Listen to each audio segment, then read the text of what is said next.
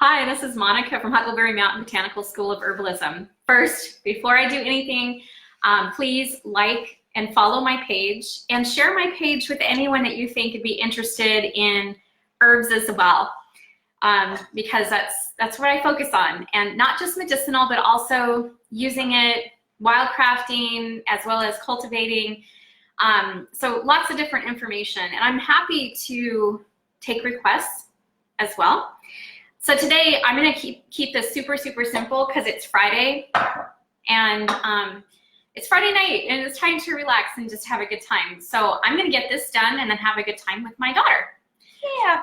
So we're going to make an herbed butter, and I had mentioned that on a post, and someone had asked for the recipe, and I kind of threw it out there. I thought, oh, you know what, that might be a fun one to do. Super simple. So you want a stick of butter. I went ahead and sliced it and allowed it to come to room temperature. That way it's easier to work with. You don't want to have melty microwaved butter when you start this process. It's not going to turn out very nice. I have 2 cloves of garlic in here that I'm going to add. And you can do these however you want. It doesn't, matter if you want to just mince it or whatever. I just like to do it in the press. Then I have a variety of herbs. I grabbed what I had out in the garden. So I have some rosemary.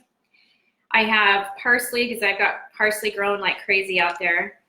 A little bit of thyme and sage and basil. And then of course the chive blossoms, which when I break those up and put them in, not only do they add beautiful color, but they also bring in a nice onion and kind of a spice. So I'm gonna go ahead and start chopping up some of these herbs. I've got the rosemary leaves pulled off of the stem. And you want these to be chopped fairly fine because you are putting them in a butter. We made, or Lindy made, herbed bread the other day with just some Italian herbs. And then I made this herb and chive and garlic butter to go on it, and it was just a huge hit. I thought that my son was gonna eat the whole thing.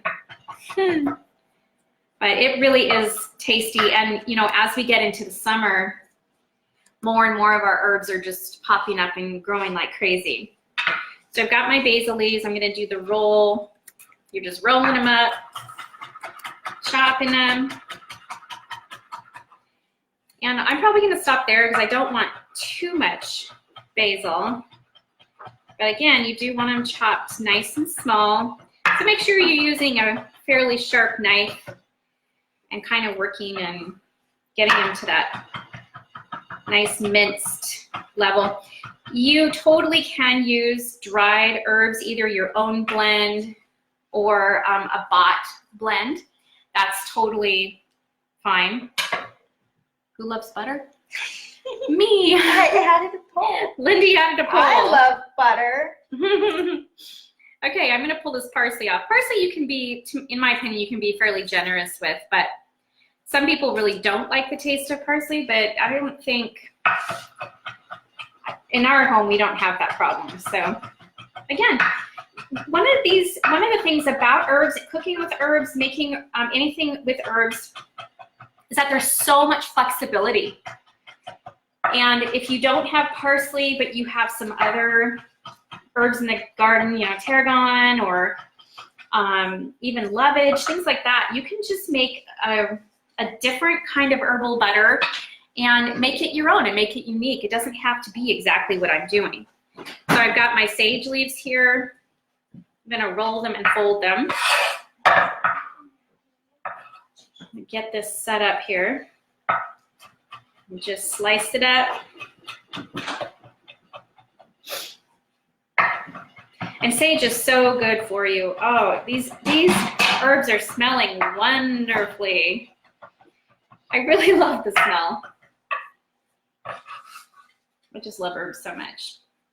All right, and I have the tiniest little bit of tarragon here.